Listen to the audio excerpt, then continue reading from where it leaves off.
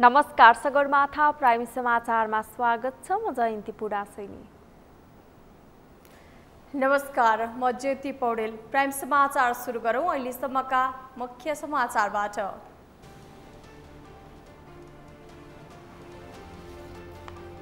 राष्ट्रपतिबाट फिर्ता आएको नागरिकता विधेयक सर्वस्वीकार्य बनाउन एमाले उपमहासचिव गेवालीको आग्रह। बहुमतले बल प्रयोग गरे परिणाम राम्रो नहुने चेतावनी। पार्टीमा विचलन देखिएको माओवादी अध्यक्ष दाहालद्वारा स्वीकार। क्रान्तिकारी पनि नेताहरूको मुखमा मात्रै आएको तर व्यवहारमा नदेखिएको आरोप। निर्वाचन आयोगको चुनाव केन्द्रित तयारी तीव्र। दर्ता भएका 84 दल उपरको जाँचबुझ। आगामी साताबाट सरकारसँग 10 अर्ब बजेट माग।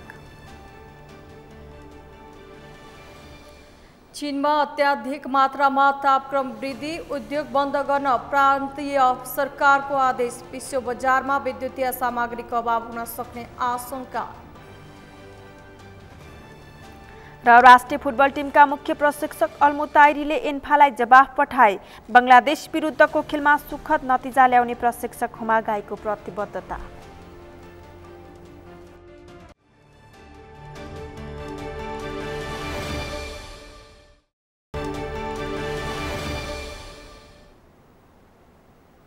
सगरमाथा प्राइम समाचार अब विस्तारमा।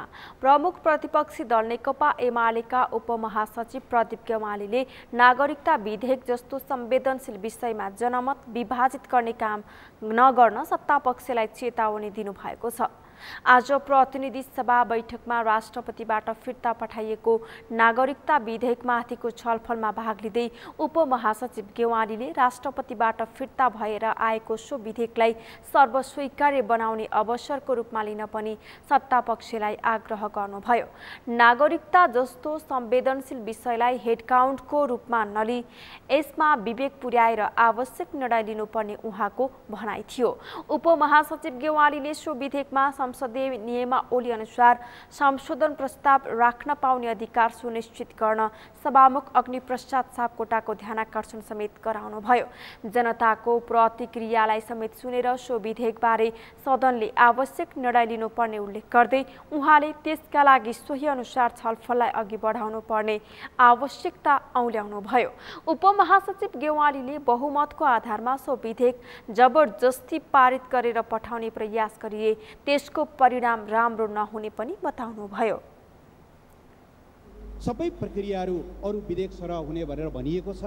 म आग्रह गर्न चाहन्छु त्यो नियमावलीको दफा 111 र दफा 107लाई गम्भीरतापूर्वक ध्यानमा राखेर प्रत्येक मान्यजीहरूको संशोधन राख्न पाउने अधिकारलाई सुनिश्चित गरिनुपर्छ र यति गम्भीर विषयमा जनताको प्रतिक्रिया लिने कुरालाई समेत यो सदनले अगाडि बढाउनुपर्छ भन्ने म आग्रह गर्न चाहन्छु।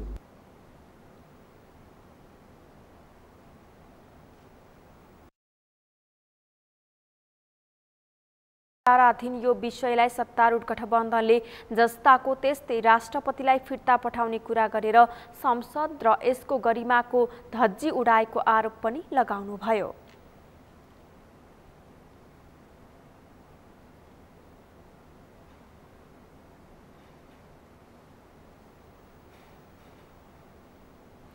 नेपाली कांग्रेसका सांसद गगन कुमार थापाले राष्ट्रपति विद्यादेवी भण्डारीले उठाउनु भएको लैङ्गिक समानताको दृष्टिकोणबाट प्रशस्त छलफल र सुधार गर्नुपर्ने विषयमा विशेष छलफल हुनुपर्ने बताउनु भएको छ। आज प्रतिनिधि सभाको बैठकमा सांसद थापाले लैङ्गिक समानताको दृष्टिकोणबाट प्रशस्त छलफल र सुधार गर्नुपर्ने विषयमा विशेष छलफल हुनुपर्ने बताउनु भएको हो। उहाँले राष्ट्रपतिले केही महत्त्वपूर्ण विषय उठाएर संसदमा पुनः पठाउनु भएको स्वीकार गर्नुभयो। उहाँले अहिलेको विधेयकले कतिपय आवश्यकतालाई नछुने पनि बताउनुभयो। उहाँले विधेयक पास नगर्दा नेपाली नागरिकहरू नै अधिकारबाट वञ्चित रहने पनि बताउनु बताउनुभयो। सांसद थापाले राष्ट्रपति भण्डारीले आमाको आत्मसम्मानमा चोट नपुगोस् भन्नेतर्फ सचेत गराएको पनि बताउनुभयो। उहाँले वैवाहिक अङ्गीकृतका सम्बन्धमा राष्ट्रपति भण्डारीले साझा अवधारणा निर्माण गर्नुपर्छ भन्ने कुरा नराम्रो नभएको बताउनुभयो। वैवाहिक अङ्गीकृतका सम्बन्धमा जाँदा पनि लैङ्गिक समानता हुने गरेर वर्ष राखेर विधेयक पास हुनुपर्ने बताउनुभयो। जन्मिएका हो तिनले नागरिकता पाउँदैन, आमाबाट प्राप्त गर्नुपर्ने जो सन्तानहरू तिनले पाउँदैनन्। तर वैवाहिक अङ्गीकृतका सन्दर्भमा त हामीले रोके पनि पाउँछौँ। किन पाउँछौँ भने त्यो कानुन त छ। त्यो कानुन कहिलेदेखि छ भन्दा 40 वर्षदेखि छ। त्यो कानुन कहिले बनाएको भन्दा 63 सालमा बनाएको। 63 को कानुन 49बाट सारेको, 49 को कानुन 38बाट सारेको। 40 वर्षदेखि भएको कानुन हामी त्यसका बारेमा पोजिसन दिन सक्छौँ। 3 खालको पोजिसन छ। 7 वर्ष राखौँ अथवा तत्काल दिउँ, वा हामीहरू पनि छौँ कोही वर्ष राखौँ तर राख्दै गरेर लैङ्गिक समानता हुनुपर्छ भन्ने कुरा। भोलि यो अहिलेको संसद सकिसके पछाडि पनि नागरिकता सम्बन्धी नयाँ विधेयक आउनै पर्छ। किन थुप्रै कुराहरू छुटेका छन्, यो त संशोधन मात्रै हो। अहिले सरकारले ल्याउँदै गर्दा पनि जुन कुरा तत्काल आवश्यक छ त्यो लिएर आएको छ। कतिपय कुराहरू भोलिका दिनमा आउँछन्, त्यो कुरा यी विषयहरू समेटेर आउलान्। सम्माननीय राष्ट्रपतिले उठाउनु भएको कतिपय महत्त्वपूर्ण विषयमा संसदको सम्पत्तिको रूपमा रहन्छ, त्यसमा ध्यान आकर्षण, खास गरी संविधान संशोधन गर्ने कुरा, लैङ्गिक समानताको कुरा, छुटेका विषयको कुरा र अहिले विधेयकले नछोएको विषयको कुराहरू भोलि आउने नै छन्, पक्कै पनि आउँछन्।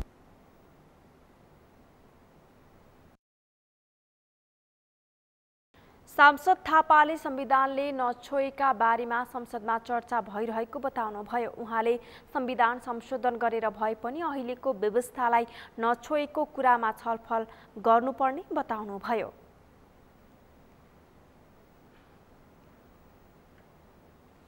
सत्तारूढ नेपाली कांग्रेसका सांसद मिनबहादुर विश्वकर्माले राष्ट्रिय सहमतिका आधारमा सरकारले ल्याएको नागरिकता विधेयकमाथि राजनीति नगर्न प्रमुख प्रतिपक्षी एमालेलाई आग्रह गर्नुभएको छ। 2072 सालको संविधान, 2063 सालको अन्तरिम संविधान र केपी ओली नेतृत्वको सरकारले ल्याएको अध्यादेशमै आधारित भएर सरकारले ल्याएको सो विधेयकमा कसैले पनि असहमति जनाउनु पर्ने कारण नरहेको उल्लेख गर्दै उहाँले त्यसलाई सर्वसम्मत ढङ्गले पारित गरिदिन पनि सबै सांसदहरूलाई अपील गर्नुभयो। आज प्रतिनिधि सभा बैठकमा सो विधेयकमाथिको छलफलमा भाग लिँदै सांसद विश्वकर्माले नागरिकताबाट वञ्चित लाखौं नेपालीलाई नागरिकता दिने उद्देश्यका साथ आएको सो विधेयक पारित गर्ने काममा विलम्ब गर्न आवश्यक नरहेको पनि पटक पटक दोहोर्याउनुभयो। राष्ट्रियता उत्तर फर्किँदा एउटा राष्ट्रियता, दक्षिण फर्किँदा अर्को राष्ट्रियता देख्छौँ, त्यसैले समस्या गरेको छ। त्यसकारण यसमा यो विधेयक अहिलेको आवश्यकतामा लाखौं नेपाली नागरिकहरूले नागरिकताबाट वञ्चित भएकालाई नागरिकता दिने कुरालाई निर्वाचनसँग, राजनीतिसँग, राजनीतिक दलसँग नजोडिकन राष्ट्रिय सहमतिका आधारमा यो हलबाट एक स्वरले पास गरेर यसलाई पठाउनु पर्छ। अन्यथा हामीले हिजो बोलेका कुरालाई नै हामीले अडान लियौँ भने हामीले आफूले बोलेको कुरा, संसदले बोलेको कुरा नजिर हुने भएको हुनाले हिजो के बोल्यौँ आज त्यो कुरालाई ख्याल गरेर हामी बोल्यौँ भने यो सर्वसम्मत पास हुन्छ। यसलाई विलम्ब गर्नु जरुरी छैन। त्यसकारण पास गरेर जाउँ भन्ने कुराको मान्य सदस्यहरूसँग सभामुख महोदय मार्फत अपिल गर्दछु। धन्यवाद। सांसद विश्वकर्माले संविधान अनुसार नै राष्ट्रपतिले सो विधेयक प्रतिनिधि सभामा पुनर्विचारका लागि पठाउन मिल्ने व्यवस्था भए पनि त्यसमा दलहरू असहमत हुनुपर्ने कुनै कारण नरहेको दाबी समेत गर्नुभयो। उहाँले विगतमा सहमति दिने तर अहिले आएर सो विधेयकमा असहमत हुने काम कुनै पनि राजनीतिक दलले गर्न नहुने बताउनुभयो।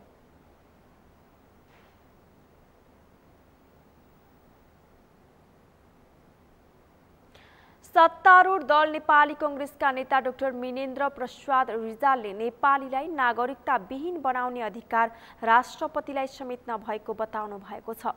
आज प्रतिनिधि सभा बैठकमा राष्ट्रपतिले फिर्ता पठाउनु भएको नागरिकता विधेयकमाथिको छलफलमा भाग लिँदै उहाँले जस्तो सुकै सम्मानित पद भए पनि नेपालीलाई नागरिकता विहीन वा मुलुक विहीन बनाउने अधिकार नभएको बताउनु भएको हो। सो नागरिकता विधेयक ढुङ्गाको अक्षर नभएको उल्लेख गर्दै नेता रिजालले त्यसलाई तत्काल पारित गरेर लैजानु पर्ने बताउनुभयो। नेता रिजालले संसदको कुनै पनि सदस्यलाई नेपालीलाई नागरिकता विहीन बनाउने अधिकार भएको पनि स्पष्ट पार्नुभयो। उहाँले केपी शर्मा ओली नेतृत्वको सरकारले अध्यादेश ल्याउँदा राष्ट्रपतिले फिर्ता गर्न नमिले तर्क गर्ने एमाले सांसदहरूले हाल आएर विधेयक फिर्ता गर्दा भने उपयुक्त छ भनेर भनेको सुन्दा आफू चकित भएको बताउनुभयो। यसको अन्त हुनुपर्दछ। अर्को एउटा सोच छ कि एक थरी अनुहारको नेपाली नागरिकलाई जहिले पनि आफ्नो सुरक्षाका लागि देशभित्र भन्दा बाहिर हेर्नुपर्ने बाध्यता सृजना गर्ने, त्यसको पनि अन्त हुनुपर्दछ। म त्यतातर्फ गएन। मूल अर्थमा नागरिकताको विधेयक यिनै कुरासँग केन्द्रित छ। अहिले अध्यादेशबाट राष्ट्रपतिले पठाउँदाखेरि, अहिले फिर्ता पठाउँदाखेरि ठिक भयो, अध्यादेशबाट पठाउन मिल्दैन थियो भन्ने बहस गर्नुभएको छ।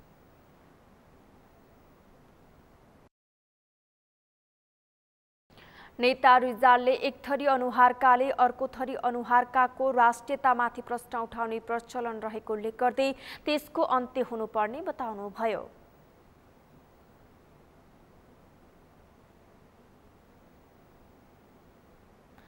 सत्ता साझेदार नेकपा माओवादी केन्द्रका नेता वर्षमान पुनले नागरिकता विधेयकमाथि प्रमुख प्रतिपक्षी एमाले राजनीति गरिरहेको आरोप लगाउनु भएको छ।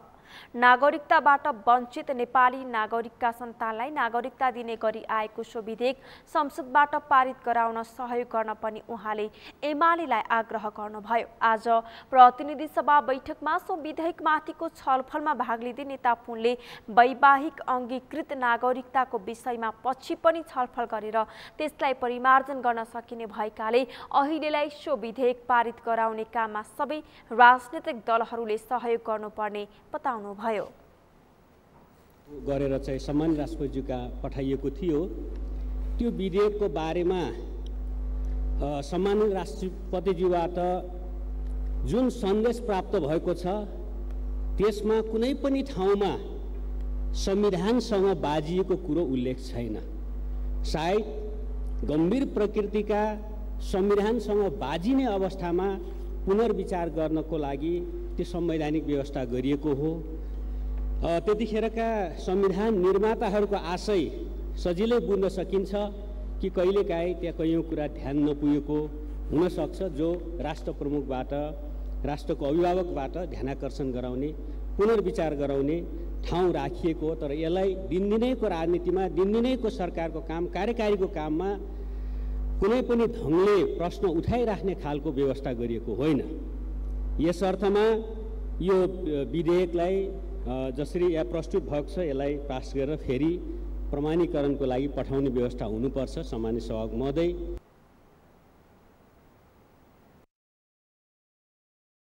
नेता पुनले नागरिकका आधारभूत विषयलाई राजनीतिक लाभ हानिको विषय बनाउन नहुने बताउनुभयो।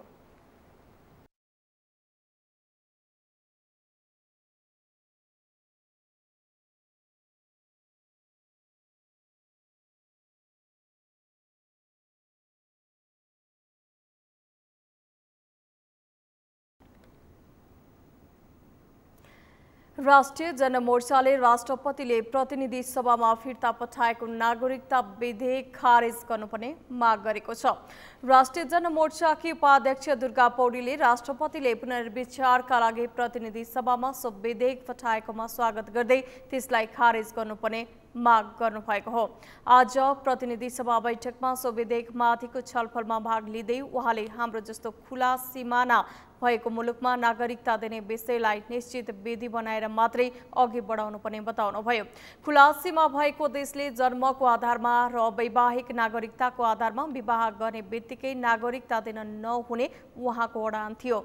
उपाध्यक्ष पौडेलले विवाहितको लागि अङ्गीकृत नागरिकता पाउन 7 वर्षको हुनुपर्ने व्यवस्था गर्नुपर्ने पार्टीको अडान रहेको पनि स्पष्ट पार्नुभयो।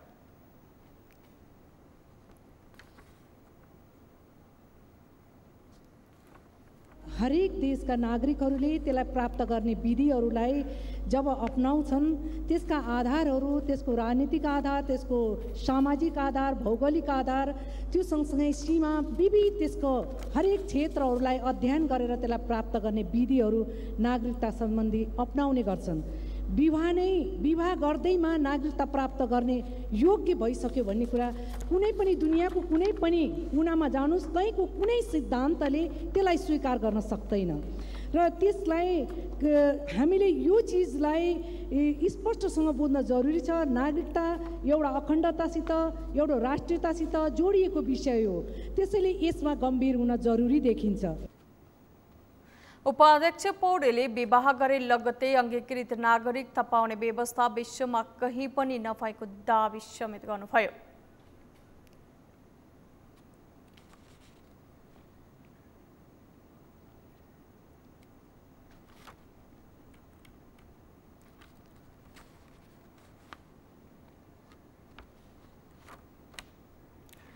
राष्ट्रपति विद्यादेवी भण्डारीले नागरिकता विधेयक फिर्ता पठाएपछि सत्ता पक्ष र प्रतिपक्ष बीच हंगामा नै खडा भएको छ।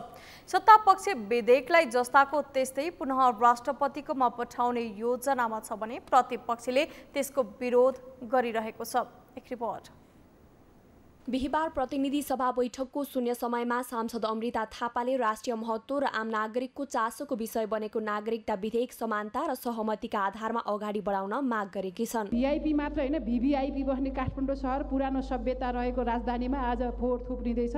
काठमाडौँ लगायत विकसित हुँदै गरेको सहरको फोहोरको दीर्घकालीन समाधान खोजियोस्। तेस्रो, हामीलाई लागेको आशंका होइन महिलाको पद मात्रै भएर हो कि क्या हो, उपसभामुख र उपाध्यक्ष खाली राखेको उक्त आशंकालाई गलत साबित गर्दै हामीले उपसभामुख प्राप्त गरेका छौँ। यसका लागि धन्यवाद दिँदै राष्ट्रिय सभा उपाध्यक्ष पनि यथाशीघ्र छिटो निर्वाचित गर्न समेत सबैको ध्यानकर्षण गर्दछु। अन्तमा राष्ट्रिय महत्त्व र आम चासोको र राजनीतिक मुद्दा बन्न खोजेको नागरिकता विधेयक। त्यस्तै सांसद इन्दुकुमारी शर्माले नागरिकतामा राजनीतिकरण भएको आरोप लगाउँदै राजनीतिक दलहरू यसबारेमा गम्भीर नभएको बताइन्। सांसद शर्माले राष्ट्रपति विद्यादेवी भण्डारीले दुवै सदनले पास गरेर पठाएको नागरिकता विधेयक फिर्ता पठाएर लाखौं नागरिकको अधिकारमाथि कुठाराघात भएको बताइन्। सम्माननीय राष्ट्रपति जीले जनताप्रतिको संवेदनशीलता भन्दा पनि पार्टीको र राजनीतिक दलको मान्यता भन्दा माथि उठ्न नसकेको बुझिन्छ। यही विधेयक अध्यादेश मार्फत ल्याउँदा एमालेका मान्यज्यूहरूले जनताको अभिभावक बनेर केपी बाले लाखौं नागरिकको समस्या सदाका लागि समाधान गर्दै अध्यादेश ल्याएको भन्दै 10 हात माथि उफ्रिँदै बधाई र धन्यवाद दिएको धेरै भएको छैन। म भन्न चाहन्छु यति तलसम्म झरेर जनताको भविष्यसँग खेल्दै भोटको राजनीति बन्द गर्नुहोस्। सांसद कुमारी तुलसी थापाले राष्ट्रपतिबाट संसदमा फिर्ता भएको विधेयकमा सर्वसहमति बनाउनुको सट्टा सत्ता गठबन्धनले जस्ताको तस्तै प्रमाणीकरणका लागि पठाउने निर्णयले राष्ट्रपतिको मानमर्दन र अपमान गरेको बताइन्। उनले सत्ता गठबन्धनको अहंकारयुक्त निर्णयले आगामी निर्वाचनमा जनताले विवेक पुर्याउने बताइन्। सम्माननीय राष्ट्रपतिज्यूले फिर्ता पठाउनु भएको अभिव्यक्ति सन्देशलाई संसदले पुनर्गम्भीर ढङ्गले चिन्तन मनन गरी त्यसलाई सर्वस्वीकार्य बनाउनुको सट्टा सत्ता गठबन्धन दलका शीर्ष नेताहरूको संयुक्त बैठकले कमा र पुनर्विचारसम्म परिवर्तन नगरी जस्ताको तस्तै प्रमाणीकरणका लागि पुनः पठाउने भन्ने व्यापक चर्चा छ। चरम अहंकारयुक्त निर्णयले जनस्तरमा नागरिकताका बारेमा अन्यल र सत्तारूढ दलबाट सम्माननीय राष्ट्रपति पदको मानमर्दन र अपमान गर्ने काम भएको प्रत्यक्ष देखिन्छ। सांसद कृष्ण गोपाल श्रेष्ठले राष्ट्रपतिले सन्देशसहित संसदमा फिर्ता पठाएको नागरिकता विधेयकलाई अवसरको रूपमा लिनुपर्ने बताए। उनले नागरिकता विधेयकमा राष्ट्रिय सहमतिका आधारमा त्रुटि सच्याउनु पर्ने बताए। नागरिकता विधेयकमा गम्भीर त्रुटि भइसकेपछि सम्माननीय सभामुख राष्ट्रपतिज्यूबाट यसलाई पुनर्विचार गर्न संसद समक्ष फिर्ता पठाउनु भएको छ। अब यसलाई एउटा अवसरको रूपमा लिनुपर्ने आवश्यकता हुन्छ। सर्वप्रथम त सम्माननीय राष्ट्रपतिज्यू समक्ष हामी आभार कृतज्ञता र धन्यवाद ज्ञापन गर्न चाहन्छौँ र यो अवसरलाई हामीले सदुपयोग गरेर यसलाई एउटा संसदीय प्रक्रिया र चाहिँ विधिसम्मत ढङ्गले यसलाई हामीले गम्भीरतापूर्वक सहमतिको आधारमा त्रुटि सच्याउनतर्फ जाँदा बुद्धिमत्ता हुन्छ भन्ने हामीले लागेको छ। त्यस्तै सांसद कृष्ण प्रसाद दाहालले राष्ट्रपतिले सन्देशसहित संसदमा फिर्ता पठाएको नागरिकता विधेयक जबरजस्ती भन्दा पनि राष्ट्रिय सहमतिको आधारमा अगाडि बढाउनु पर्ने बताए। बिमाको निम्ति भुक्तानी गर्नको निम्ति म नेपाल सरकारलाई जोरदार आग्रह गर्न चाहन्छु र नागरिकता विधेयकको सन्दर्भमा जसरी अहिले एउटा सर्वसहमतिको एउटा वातावरण बनाउनको निम्ति फिर्ता आएको छ, सम्माननीय राष्ट्रपतिज्यूबाट फिर्ता आएको छ, त्यसलाई जबरजस्ती गर्ने भन्दा पनि राष्ट्र हितलाई हेरेर प्रतिनिधि सभा बैठकको शून्य समयमा सांसद उमाशंकर अरगरियाले संघीय निजामती ऐन तत्काल ल्याउन माग गरिन्। सांसद कृष्णबहादुर राईले काठमाडौँको फोहोर व्यवस्थापनको लागि महानगर र सरकार दुवैले योजना अगाडि नबढाएको आरोप लगाए। बैठकमा सांसदहरू खेमप्रसाद लोहनी, गजेन्द्र बहादुर महत र घनश्याम खतिवडाले आफ्ना भनाई राखेका थिए। नेकपा माओवादी केन्द्रका अध्यक्ष एवं पूर्व प्रधानमन्त्री पुष्पकमल दाहालले पछिल्लो समय पार्टीमा विचलन देखा परेको टिप्पणी गर्नुभएको छ। आज पार्टी कार्यालय पेरिस डाँडामा आयोजित रामवृक्ष यादवको 28औं स्मृति दिवसलाई सम्बोधन गर्दै उहाँले पार्टीमा पछिल्लो समय क्रान्तिकारीपन नरहेको दावी गर्नुभएको हो। उहाँले पार्टी पहिलाको जस्तो नरहेको भन्दै पार्टी केही बिग्रिएको बताउनुभयो। उहाँले व्यक्तिवादी, आत्मकेन्द्रित र स्वार्थीपन पार्टीमा देखिएको बताउनुभयो। अध्यक्ष दाहालले क्रान्ति र परिवर्तन समाज र राष्ट्रको निम्ति नभई आफ्नै निम्ति कसरी गर्ने भन्नेतिर बढी केन्द्रित हुने गरेको बताउनुभयो।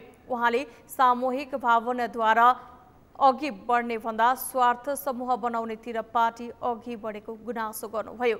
उहाँले पार्टीका नेताहरूको मुखमा क्रान्तिकारिता रहे पनि व्यवहार, आचरण र दैनिकीमा नरहेको दावी गर्नुभयो। अध्यक्ष दाहालले यस्ता व्यक्तिवादी चरित्रका कारण पार्टीको वर्ग चरित्र वा क्रान्तिकारी गतिमा नराम्रोसँग असर परेको बताउनुभयो। त्यस्तो छैन, धेरै नै बिग्रेकै छ।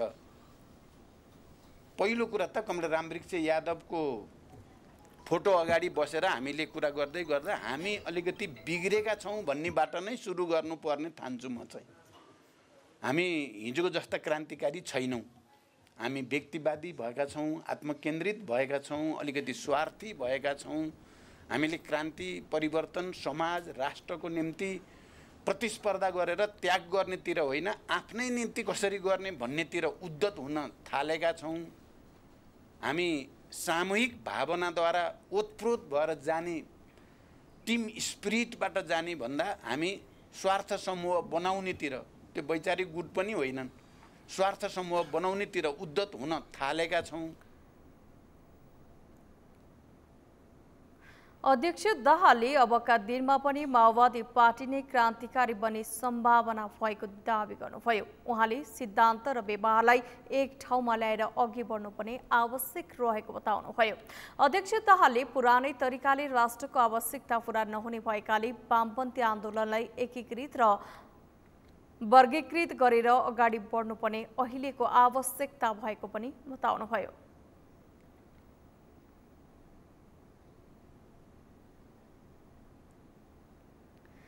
समाचारमा पालो भएको छ विश्रामको। विश्रामपछि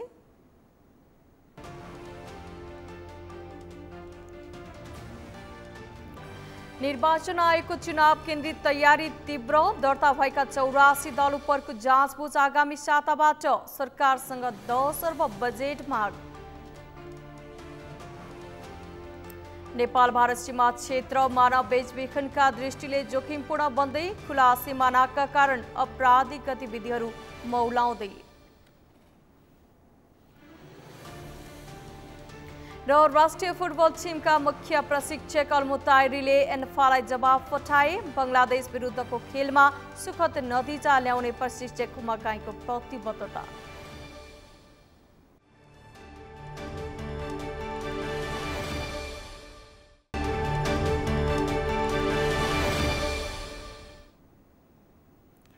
विश्रामपछि समाचारमा स्वागत छ। अब बाँकी समाचार। आगामी मङ्सिरमा हुने संघीय निर्वाचनका लागि निर्वाचन आयोगले तयारी तीव्र पारेको छ। आयोगले निर्वाचनमा 10 अर्ब बराबर खर्च हुन सक्ने अनुमान गर्दै सरकारलाई पत्रचार समेत गरेको छ। आयोगमा दर्ता भएका 84 दलहरू उप जाँचबुझ आगामी सातादेखि सुरु हुने आयोगले जनाएको छ। आयोगले निर्वाचनका लागि आवश्यक पर्ने सबै कुराहरूको चरणबद्ध रूपमा तयारी गर्ने जनाएको छ। अमृत ढकालको रिपोर्ट। आगामी मङ्सिर 4 गते हुने संघीय निर्वाचनका लागि निर्वाचन आयोगले तीव्र तयारी थालेको छ। प्रदेश र प्रतिनिधि सभा निर्वाचनका लागि 10 अर्ब बराबरको रकम खर्च हुन सक्ने अनुमान गर्दै आयोगले सरकारलाई पत्रचार गरेको छ। आयोगले विगतका निर्वाचनको समीक्षा गर्दै आगामी प्रदेश र प्रतिनिधि सभाको निर्वाचनमा 10 अर्ब खर्च हुन सक्ने अनुमान गरेको हो। आयोगले चाहिँ प्रारम्भमै करिब 10 अर्बको लाग्ने अनुमान गरेको छ। त्यो भनेको विगतको निर्वाचन खर्च, त्यसै बजार मूल्य वृद्धि, कर्मचारीको तलब वृद्धि, भत्ता वृद्धि, यी विभिन्न कुराहरूलाई मध्यनजर गरेर त्यति अनुमान गरेको हो र आयोगले चाहिँ वस्तुनिष्ठ ढङ्गबाटै नेपाल सरकारसँग बजेट माग गर्छ र एकदम पारदर्शी ढङ्गबाट खर्च गर्छ र सकेसम्म मितव्ययी ढङ्गबाट निर्वाचन गर्ने आयोगको उद्देश्य नै रहेको छ। त्यही अनुसार चाहिँ हामीले स्थानीय तह निर्वाचनमा पनि धेरै नै कम खर्चमा चाहिँ निर्वाचन सम्पन्न गर्यौँ। त्यही तरिकाले आसन्न निर्वाचनमा पनि हामी त्यही तरिकाले निर्वाचन सम्पन्न गर्ने लक्ष्यका साथ अगाडि बढेका छौँ। सङ्घीय निर्वाचनका लागि दर्ता भएका 84 दलहरूको जाँचबुझ आगामी सातादेखि गर्ने गरी निर्वाचन आयोगले तयारी गरेको छ। आयोगले साउन 22 गतेदेखि 31 गतेसम्म दल दर्ताका लागि समय दिएको थियो। सो समयमा आयोगमा दर्ता भएका मध्ये 84 दलहरूले दल दर्ता गराएको आयोगको भनाइ छ। अब तोकेको समयमा निर्वाचन सम्पन्न गर्ने आवश्यक पूर्व तयारीको लागि निर्वाचन आयोगले आन्तरिक कार्ययोजना बनाएर काम गरिरहेको छ। त्यस बमोजिम अब हामीले निर्वाचन आयोगले राजनीतिक दलहरूलाई कुन दलहरूले यस निर्वाचनमा भाग लिने त्यो पत्ता लगाउन अथवा त्यो पहिचान गर्नको लागि चाहिँ निर्वाचन प्रयोजनार्थ राजनीतिक दलहरूको दर्ताको लागि सूचना प्रकाशन गर्यो। त्यो बमोजिम चाहिँ 84 वटा दलहरूले निर्वाचन आयोगमा निवेदन दिएका छन्। त्यसलाई किलाउने काम भइरहेको छ र अनि चाहिँ डकुमेन्टहरू पुरा गरेका योग्यता पुगेका दलहरूलाई आयोगले स्वीकृति दिन्छ र त्यो केही समयपछि प्रकाशन पनि गर्छ। यो काम एउटा महत्त्वपूर्ण काम भइरहेको छ। मङ्सिर 4 गतेका लागि घोषणा भएको निर्वाचन समयमै सम्पन्न गर्ने गरी तयारी गरिएको आयोगले जनाएको छ। आयोगले आवश्यकताका आधारमा चरणबद्ध रूपले तयारी गर्दै जाने बताएको छ। मतदाता शिक्षा तालिमका कार्यक्रमहरू पनि हामी बनाएका छौँ र साथसाथै अब आसन्न निर्वाचनको लागि चाहिने सामग्रीहरू व्यवस्थापन गर्नको लागि चाहिँ त्यसको तथ्याङ्कहरू लिने कति सामग्री चाहिन्छ भन्ने कुराहरू त्यसको यकिन गर्ने काम पनि भएको छ। त्यसै गरी हाम्रो मतदान केन्द्र र मतदान स्थलहरूलाई केही परिमार्जन गर्नुपर्ने भए त्यसको लागि पनि अब कामहरू भइरहेको छ। यसरी एकैसाथ हामी धेरै कामहरू एकदमै सिलसिलावार ढङ्गले समयमै सकिने गरी मिलाएर हामी गरिरहेका छौँ। विगतका निर्वाचनलाई समीक्षा गर्दै भयरहित र मितव्ययी ढङ्गले निर्वाचन सम्पन्न गर्ने आयोगले जनाएको छ। सगरमाथा टेलिभिजनका लागि क्यामेरामा केशव तिमिल सिन्हाका साथमा अमृत रकाल, काठमाडौँ। मङ्सिर 4 मा प्रतिनिधि र प्रदेश सभा निर्वाचन घोषणा गरिसकेपछि कैलालीमा चुनावी चर्चा चुलिएको छ। चुनावको मिति घोषणा भएसँगै कैलालीमा चुनावी चर्चा र चासो बढेको हो। निर्वाचनको माहौल तातिएपछि कैलालीमा ठूला दलका साथै नागरिक उन्मुक्ति पार्टी बीच प्रतिस्पर्धा हुने देखिएको छ। खास गरी कैलाली जिल्लामा स्थानीय तह निर्वाचन मार्फत आफ्नो प्रभाव जमाएको नागरिक उन्मुक्ति पार्टीको आगामी निर्वाचन कडा प्रतिस्पर्धा हुने विश्लेषण गरिएको छ। कैलालीबाट दिनेश विष्टको रिपोर्ट। निर्वाचनको मिति घोषणासँगै कहाँ कसले जित्ला भन्ने विश्लेषण समेत सुरु भएको छ। सुदूरपश्चिमको कैलालीका ठूला दलहरूसँग नयाँ पार्टी नागरिक उन्मुक्ति पार्टीको आगामी निर्वाचनमा कडा प्रतिस्पर्धा हुने ठानिएको छ। निलम्बित सांसद रेशमलाल चौधरीको नेतृत्वमा गठित नागरिक उन्मुक्ति पार्टीले कैलालीलाई आफ्नो पकड क्षेत्र बनाएको छ। स्थानीय तह निर्वाचनमा कैलाली जिल्लामा नेपाली काङ्ग्रेस, माओवादी केन्द्र, नेकपा एमाले लगायत ठूला दललाई पराजित गर्दै आफ्नो प्रभाव देखाएको हो। जिल्लाका 13 स्थानीय तहमा 4 स्थानीय तहको प्रमुख जित्दै नागरिक उन्मुक्ति पार्टी पहिलो दल बनेको छ। त्यसैले आगामी निर्वाचनमा पनि आफ्नो दलले जित्ने उक्त पार्टीका नेताहरूको दाबी छ। यो घटना आन्दोलनकारीले घटाएको होइन, किटानीका साथ बनेको छ। तर यो घटना घटाउने मान्छेहरू फलाना फलाना फलाना फलाना फलाना हुन् भनिएको छ। नामै छुटेर तपाईले नाम सोध्नुभयो भने भन्दैन फेरि। तर यो पनि भन्छु, ती नामहरू काङ्ग्रेस एमाले र माओवादीका छन्, ठुला नेताका छन्। त्यही कारणले अहिलेसम्म देखिराख्नु भएको गठबन्धनको सरकार छ। त्यो सार्वजनिक गर्ने बित्तिकै उनका हुँदा खाँदाका नेताहरू जेल जानुपर्ने स्थिति हुन्छ। मृत्यु श्राद्धबन्दी रिहा हुनुपर्ने हुन्छ रेशम चौधरी लगायतका साथीहरू। त्यही कारणले गठबन्धनवाला सरकार त्यो सार्वजनिक गर्न चाहन्न। त्यही भएर हामीले भन्यौँ हामी तिनवटै आयोग सार्वजनिक गर्छौँ, तपाईँको बलमा गर्छौँ, तपाईँको साथ र सहयोग र समर्थनमा गर्छौँ। अर्को हो जेबिराम शर्मा आयोग, अर्को संसदहरूबाट बनेको आयोग। पार्टीले 2072 भदौ 7 गते टिकापुरमा घटेको घटना र सो घटनामा आरोपी बनेर जेल जीवन भोगिरहेका थारू नेताहरूको रिहाईलाई एजेन्डा बनाएको छ। अन्य दल सरकारको नेतृत्वमा भएकै कारण रेशम चौधरी लगायतले जेल जीवन भोग्नु परेको दावी गर्दै नेताहरूले अब निर्दोष नेताहरूलाई रिहाई गर्न नेतृत्वमा आफै पुग्नुपर्ने बताएका छन्। पहिचानको मुद्दा लिएर जनतामाझ गइरहेका नेताहरूले नागरिक उन्मुक्ति पार्टीले अन्य दलहरूलाई निकै चुनौती दिएको बताएका छन्। 2072 साल में हमार ठारू कहन वहाँ श्रीमान है हत्या ढाका के दोष दे के हत्या हो ढाका कहीकन कारागार पठैल त 2074 साल में वह ठाउँ के जनता वह कैलाली क्षेत्र नंबर 1 के जनता का कर विश्वास करके चुनाव में जिता के पठैल उहे हमन सबको जहन सोच पड़ना जरूरी बा। हमरा दोषी नहीं हुई थी, हमरा अन्याय में पड़ल बाती, हमरा आज संफे न्याय मुक्ति रवि ओ हमार आंदोलन नहीं उड़ाइल हो। हमार आंदोलन तब उड़ाई जब हमरा नागरिक उन्मुक्ति पार्टी विजय के झंडा ठाव में फहराई। हमार नागरिक उन्मुक्ति पार्टी के चुनाव चिन्ह ठक्या मन भोट दर्बी। यसअघि ठूला दलको पकड क्षेत्र मानिएको कैलालीमा स्थानीय निर्वाचनमा नागरिक उन्मुक्ति पार्टीले बलियो पकड बनाएको छ। आगामी निर्वाचनमा समेत ठूला दलहरूसँगै नागरिक उन्मुक्ति पार्टीको प्रतिस्पर्धा हुने ठानिएको छ। सगरमाथा टेलिभिजनका लागि कैलालीबाट दिनेश विष्टको रिपोर्ट। बेरोजगारी र परनिर्भरताका कारण प्रलोभनमा परेका नेपाली महिलाहरूलाई नेपाल भारत खुला सीमा तस्करीको रूट बन्न थालेको छ। बर्दिया स्थित सीमासँग जोडिएका भारतको बलैगाउँ, कण्ठपुर, गणेशपुर लगायत बटनिया बजारका सीमानाका मानव तस्करहरूका लागि भरपर्दो बाटो बन्दै गएको छ। बर्दियाबाट मुरली कोरियाको रिपोर्ट। बर्दिया स्थित भारतसँग जोडिएका सीमा नाकाहरूमा भारततर्फ लाग्ने हाट बजार मानव बेचबिखनका दृष्टिकोणले जोखिमपूर्ण बन्दै गएका छन्। हरेक दिन सयौं युवा युवतीहरू किनमेल गर्न सीमा पारीको बजार जाने बहानामा सीमा पार गर्ने माध्यम बनेको छ। विशेष गरी युवा युवतीहरू विभिन्न बहानामा सीमा पार गरी जाने गरेको पाइएको छ। माया प्रेम तथा विभिन्न प्रलोभनमा फसाएर दलालहरूले नेपाली सोझा सिधा महिलाहरूलाई सीमा पार गराउने रहस्य खुलेको छ।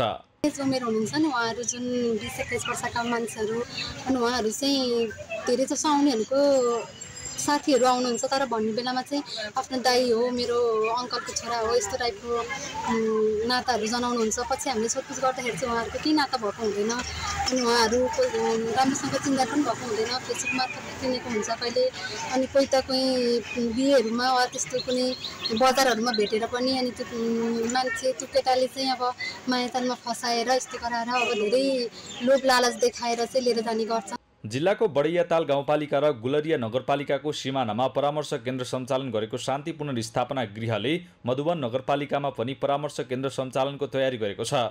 शान्ति पुनर्स्थापना गृहले बर्दियामा 1 वर्षदेखि मानव बेचबिखनका विरुद्ध सशक्त रूपमा काम गर्दै आएको छ। 3 वटा सूचना केन्द्रबाट 2449 जनालाई परामर्श, 40 जना जोखिममा परेका महिलाको उद्धार गरेको छ। 1 वर्षदेखि हामीले यसरी काम गर्ने क्रममा हामीले 3 वटा सूचना केन्द्रबाट 2449 जना महिला बालबालिकालाई चाहिँ सूचना तथा परामर्श दिएको छौँ भनेदेखि 40 जनाको चाहिँ हामीले उद्धार गरेको छौँ। जो जोखिमपूर्ण हुनुहुन्थ्यो उच्च जोखिममा 40 जनालाई हामीले उद्धार गरेको छौँ। जिल्ला प्रहरी कार्यालयसँग समन्वय गरेर हामीलाई शङ्कास्पद लाग्यो, उहाँहरूलाई सोधपुछको क्रममा केही कुराहरू तलमाथि भयो, त्यही भएर हामीसँग चाहिँ शङ्कास्पद व्यक्तिहरू हुनुहुन्छ भनेपछि हामी जिल्ला प्रहरी कार्यालयको सम्पर्कमा लैजान्छौँ र जिल्ला प्रहरी कार्यालय अनुसन्धानको लागि हामीले उहाँहरूलाई दिन्छौँ र अनुसन्धान गर्ने क्रममा उहाँहरूको अनुसन्धान प्रक्रिया त्यही दिन टुङ्गिँदैन, कहिले 2 दिन 3 दिन 4 दिन पनि लाग्न सक्छ। त्यो अवस्थामा शान्ति पुनर्स्थापना गृहले सुरक्षित आवास गृहको व्यवस्था पनि गरेको छ। गृहले परामर्शसँगै मानव बेचबिखन तथा ओसार प्रसार विरुद्ध फारम मार्फत सोधपुछ गरी बेचबिखनका बारेमा जानकारी दिँदै आएको छ। विशेष गरी बर्दिया, सुर्खेत, कैलाली लगायतका जिल्लाबाट महिलाहरू भारत जान गणेशपुर नाकाको प्रयोग गर्ने गरेको पाइएको छ। शान्ति पुनर्स्थापना गृहले नाकामा सहायता कक्ष स्थापना गरी चेक जाँच फारम भर्ने कार्यको स्थानीयले प्रशंसा समेत गरेका छन्।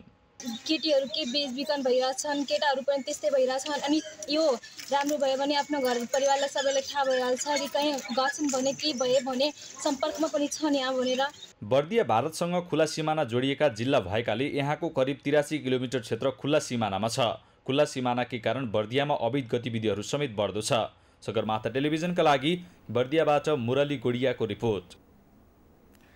सामाजिक सञ्जाल मार्फत सूचना आदान प्रदान लगायतका कामहरू त भएकै छन्। प्रविधिको प्रयोग बढ्दै जाँदा फेसबुक, व्हाट्सएप, भाइबर लगायतका सामाजिक सञ्जालको प्रयोग गरेर अपराधका घटनामा समेत वृद्धि हुँदै गएका छन्। चालु आर्थिक वर्षको साउन महिनामा मात्र नेपाल प्रहरीको साइबर ब्युरोमा साइबर अपराधका 14 उजुरी दर्ता भएका छन्। शिशिर पाण्डेको रिपोर्ट। प्रविधिको प्रयोगसँगै सामाजिक सञ्जालको प्रयोग गर्नेको सङ्ख्या पनि बढ्दै गएको छ। नेपालमा ग्रामीण भेगसम्म इन्टरनेटको पहुँच पुगेसँगै प्रयोगकर्ताको सङ्ख्या पनि थपिँदै गएको छ। सामाजिक सञ्जाल मार्फत सूचना आदान प्रदान लगायतका कार्यहरू गर्न सकिने भए पनि यसको दुरुपयोग गर्नेहरूको सङ्ख्या समेत बढ्दै गएको छ। सूचना प्रविधिको बढ्दो प्रयोगसँगै आपराधिक क्रियाकलापमा समेत वृद्धि हुन थालेपछि साइबर अपराध सचेतना तथा सुरक्षाका लागि नेपाल प्रहरीमा साइबर ब्युरोको स्थापना गरिएको छ। साइबर ब्युरोमा चालु आर्थिक वर्षको साउन महिनामा मात्र यस्ता 14 उजुरी दर्ता भएका छन्। साइबर ब्युरोको तथ्याङ्क अनुसार ब्युरोमा आर्थिक वर्ष 77-78 यस्ता 76 उजुरी दर्ता भएका थिए। त्यस्तै आर्थिक वर्ष 78-79 133 उजुरी दर्ता भएको ब्युरोले जनाएको छ। यहाँले 77-78 हेर्नुभयो भने 76 वटा मुद्दा दर्ता भए, 78-79 133 वटा, अहिले एक महिनामा 14 वटा भएको सन्दर्भ छ भने यसरी एक्सपोनेन्शियल बढेको छ। प्रहरीको साइबर ब्युरोले साइबर अपराधका घटना बढ्न थालेपछि त्यसको न्यूनीकरणका लागि जनचेतना जगाउने काम समेत गर्दै आएको छ। ब्युरोले साइबर सुरक्षा सचेतनाका लागि सरकारवाला निकाय तथा विज्ञहरूसँगको समन्वयमा काम गर्दै आएको छ। ब्युरोले यस्ता अपराध न्यूनीकरणका लागि काम गर्दै आएको भए पनि घटनामा कमी भने आउन सकेको छैन। त्यसैले प्रहरीले यस्ता अपराध कमी ल्याउन व्यक्ति स्वयं सचेत हुनुपर्ने बताएको छ। यदि कुनै पनि अपरिचित इमेल आउँछ, यदि कुनै पनि अपरिचित फोन्सहरू आउँछ, नचिनेका फोन्सहरू, नेपाल बाहिरका विशेष गरेर फोन्सहरू आउँछ भने त्यो नउठाउनु नै उपयुक्त हुन्छ। त्यो उठाउने बित्तिकै आफू समस्यामा परिने सम्भावना अहिले धेरै छ। नेपाल मात्र होइन, इभन यो इन्डियामा बङ्गलादेश छिमेकी मुलुकहरूमा पनि यसको समस्या छ। यो भनेको प्रविधिको दुरुपयोग हो। सबभन्दा ठुलो रिमेडी भने त्यो हो। यदा कदा उठाइहालेको सन्दर्भमा पनि नेपाल प्रहरीको नजिकको प्रहरी कार्यालयमा गएर यी घटनाको बारेमा रिपोर्ट गर्ने जुन नम्बरहरू इन्भल्भ छन् र नेपाल प्रहरीको साइबर ब्युरोले यो सन्दर्भमा यदि विदेशबाट कल आएर कसैलाई यहाँ भिक्टिम गराएको छ भने इन्टरपोलको पनि सहयोग लिएर सम्बन्धित देशको एनसिबीसँग समन्वय गरेर त्यहाँको ल इन्फोर्समेन्टको सहयोग लिएर पनि यसलाई रोक्ने कारबाही गर्ने सन्दर्भहरू। सामाजिक सञ्जालको दुरुपयोग गर्नेलाई कानुनले 2 लाख जरिवानादेखि 5 वर्षसम्म कैद सजाय तोकेको छ। कडा कानुनी प्रावधानका बावजुद अपराधमा कमी आउन सकेको देखिँदैन। प्रविधिको प्रयोग बढेको भए पनि साइबर अपराधको बदलिदो चरित्रलाई बुझ्न नसक्दा सोधासिधाहरू सामाजिक सञ्जाल मार्फत नै ठगिने गरेका छन्। त्यसैले यसबाट हुने अपराधमा कमी ल्याउने प्रहरी मात्र नभई सामाजिक सञ्जाल प्रयोगकर्ता स्वयं पनि सजग हुन आवश्यक छ। सगरमाथा टेलिभिजनका लागि क्यामेरामा प्रताप लामाका साथ शिशिर पाण्डे, काठमाडौँ। सरकारी अस्पतालमा उपचार गर्न आउने बिरामीहरूलाई घण्टौँसम्म लाइनमा बस्दा पनि पालो नआउने समस्याले शास्ति हुने गरेको छ। अस्पतालको शैय्या, जनशक्ति लगायतको क्षमताले बिहाउने भन्दा धेरै बिरामीका कारण यस्तो समस्या हुने गरेको हो। वीर अस्पतालको इमर्जेन्सीमा मात्र जम्मा 36 शैय्या रहेका छन्, तर त्यहाँ उपचारका लागि दैनिक 150 भन्दा बढी बिरामी पुग्ने गरेको अस्पताल प्रशासनले जनाएको छ। सरकारी अस्पतालमा उपचार राम्रो हुने भनेर आउने गरेको भए पनि अस्पतालको क्षमताले नभ्याउँदा समस्या हुने गरेको अस्पताल पुग्ने सेवाग्राहीको गुनासो छ। पालो कुर्ने कुरै हुन्छन्। अब यहाँ हामी चाहिँ 3 घण्टादेखि बसिरहेछौँ, अरूले पालो पाइरहेछन्, हामी कुरिरहेछौँ। यस्तै हुन्छ। सरकारी भएको कारणले होला त्यस्तो भएको। सुत्नलाई गाह्रो भइरहेछ यहाँ, अनि पानी सानी खानलाई गाह्रो छ, अनि मच्छर तच्छर धेरै काटिरहेछ। हामी रौतहटदेखि आयो हिजो राति, अनि बाहिरै सुत्यो मच्छरमा, यही समस्या छ।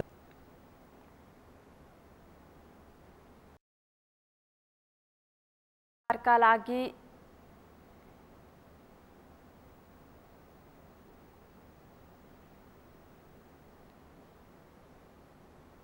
महँगो शुल्क लाग्ने भए पनि आम सर्वसाधारणको रोजाइमा सरकारी अस्पताल पर्ने गरेका छन्, तर आवश्यक पूर्वाधार, जनशक्ति लगायत व्यवस्थापन हुन नसक्दा सेवाग्राहीले समस्या भोग्दै आएका छन्।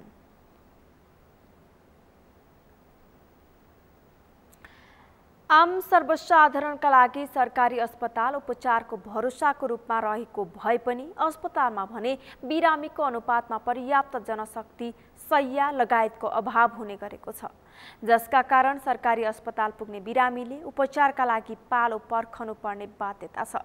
कतिपय तत्काल शल्यक्रिया गर्नुपर्ने बिरामीलाई पनि पालो कुराउनु पर्ने अस्पतालहरूको बाध्यता रहेको छ।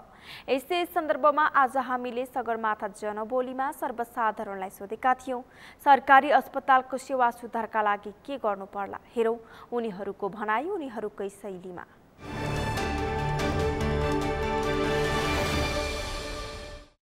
हैन, अब हामी गरिबीलाई अब प्राइभेटमा उपचार गर्न सकिँदैन, पैसाको अलिकति अभावै हुन्छ, समस्या हुन्छ, त्यही भएर अब सरकारीमै आउने हो। व्यवस्थापन त छैन, सरकारीमा व्यवस्थापन त छँदै छैन। अब किनभने कुपन सिस्टम भन्छन्, अब कुपनको लागु हुँदैन। अब भित्रभित्रै आफन्तहरूलाई घुसाइरहने, अब आफ्नो आफन्तहरूलाई बढी हेर्ने, प्राथमिकता दिने सिस्टम छ। त्यही भएर पनि अलिकति अब गाह्रै छ। सरकारी अस्पतालको सेवाहरू सुधारका लागि व्यवस्थित तरिकाको बाहिर बस्ने ठाउँहरू त्यस्तै हुनु पर्यो, स्वास्थ्य सेवाहरूमा त्यस्तै राम्रो व्यवस्थापन मिलाउनु पर्यो, सबैको पहुँचमा हुनु पर्यो स्वास्थ्य सेवाहरू। सरकारी त अस्पतालले चाहिँ अलि व्यवस्थित गराउनु पर्यो हैन, असल लाइन लाग्ने व्यवस्थाहरू, टोकन सिस्टमहरू अहिले चाहिँ अनलाइन चाहिँ गरेको छ हैन। अझै पनि यसको एडभर्टिजमेन्ट नभएर होला सायद कतिलाई थाहा छैन हैन। बिहानदेखि बेलुकासम्म लाइन लागिरहेको हुनुहुन्छ, अनलाइन त छ, हामी त अनलाइन बुकिङ गरेरै आएको हो, तर यसको चाहिँ अलिकति पब्लिसिटी गर्नु पर्यो क्या, अनलाइन सुविधा छ हाम्रो, यस्तो छ उस्तो छ, सबै सुविधाहरू अनलाइन भयो भने सबैलाई सजिलो भयो नि त। अब यसको सुधारहरू त मेन भनेको अब माथिको डिपार्टमेन्टले चाहिँ मेन हेर्नु पर्यो है। यो सुधार्नु पर्ने कुराहरू चाहिँ के हो भनेपछि अलिकति चाहिँ तपाईँहरूको यसको फोहोरको व्यवस्थापन चाहिँ अलि हुनु पर्यो हैन, अलि चाहिँ फोहोरको व्यवस्थापन चाहिँ छैन। त्यसपछि चाहिँ अहिले बेडहरूको चाहिँ हल्का चाहिँ व्यवस्थापन चाहिँ छैन सर। त्यही कति विरोध गर्ने, कति सपोर्ट गर्ने, उपचार लिन हामी आउँछौँ हैन, तर हामी मात्र होइन नि त, यहाँ आउने 3 करोड नेपालीहरू हो नि त। त्यो हुनुको कारण के भने सरकारी अस्पताल पनि नर्सिङ हुन सक्छ, तर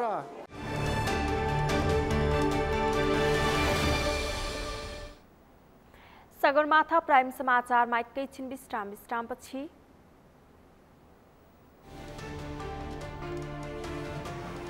चीनमा अत्याधिक मात्रामा तापक्रम वृद्धि, उद्योग बन्द गर्न प्रान्तीय सरकारको आदेश। विश्व बजारमा विद्युतीय सामग्रीको अभाव हुन सक्ने आशंका। र राष्ट्रिय फुटबल टिमका मुख्य प्रशिक्षक अलमुतारीले एन्फालाई जवाफ पठाए।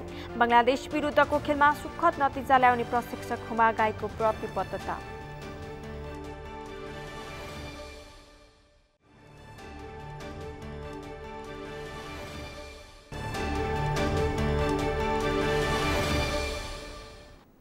अब अर्थ समाचार।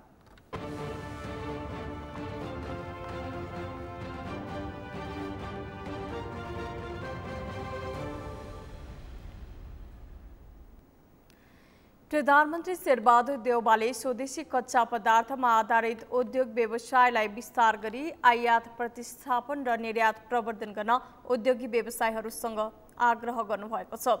आज ललितपुरमा 6औं अन्तर्राष्ट्रिय महिला व्यापार मेलाको उद्घाटन गर्दै प्रधानमन्त्री देउवाले स्वदेशी कच्चा पदार्थमा आधारित उद्योग व्यवसायलाई विस्तार गरी आयात प्रतिस्थापन तथा निर्यात प्रवर्धन गर्न आग्रह गर्नुभएको हो। उहाँले महिला उद्यमशीलता प्रवर्धन क्षेत्रलाई थप प्रभावकारी बनाई रचनात्मक भूमिका निर्वाह गर्न जरुरी रहेको पनि बताउनुभयो। स्वदेशमै उपलब्ध कच्चा पदार्थ स्रोत साधनलाई अधिकतम प्रयोग गरी स्वदेशमा उत्पादित सामग्री निर्यात गर्ने र विदेशी मुद्राको आर्जन रोजगारी विस्तार गर्नमा ध्यान दिनुपर्ने उहाँको भनाइ छ।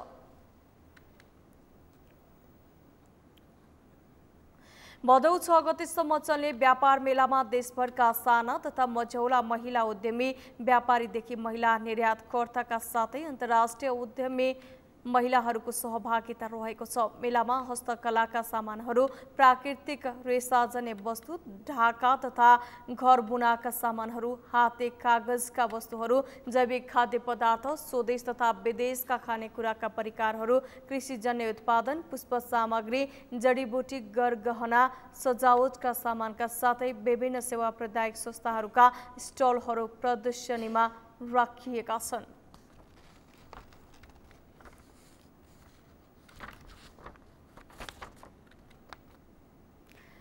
समाचारको अन्त्यमा मुख्य समाचार पुनः एकपटक।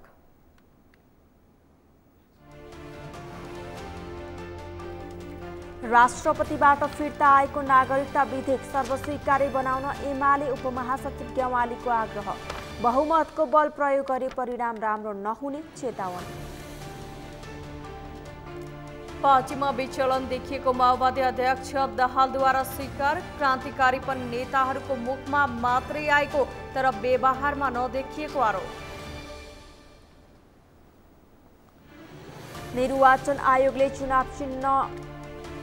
चुनाव केन्द्रित तयारी तीव्र दर्ता भएका 84 दल उपरको जाँचबुझ आगामी साताबाट। सरकारसँग 10 अर्ब बजेट माग। चीनमा अत्याधिक मात्रामा तापक्रम वृद्धि, उद्योग बन्द गर्न प्रान्तीय सरकारको आदेश। विश्व बजारमा विद्युतीय सामग्रीको अभाव हुन सक्ने आशंका। र राष्ट्रिय फुटबल टिमका मुख्य प्रशिक्षक अलमुदाइरीले एन्फालाई जवाफ पठाए। बङ्गलादेश विरुद्धको खेलमा सुखद नतिजा ल्याउने प्रशिक्षक हुमागाईको प्रतिबद्धता। हौस् त सगरमाथा समाचार अहिलेलाई सकियो। तपाईँ समाचार बुलेटिनका साथै सगरमाथा टेलिभिजनका सम्पूर्ण कार्यक्रम www.sagarmatha.tv मा पनि पढ्न र हेर्न सक्नुहुनेछ। साथै युट्युबमा youtube.com/sagarmatha TV नेपालमा हेर्न सक्नुहुनेछ। तपाईँ हामीलाई फेसबुकमा पनि facebook.com/YesTV नेपालमा फलो गर्न सक्नुहुनेछ। समाचारको शिखर, नेपालको गौरव, नेपालको पहिलो न्युज च्यानल सगरमाथा टेलिभिजन हेर्दै गर्नुहोला। नमस्कार।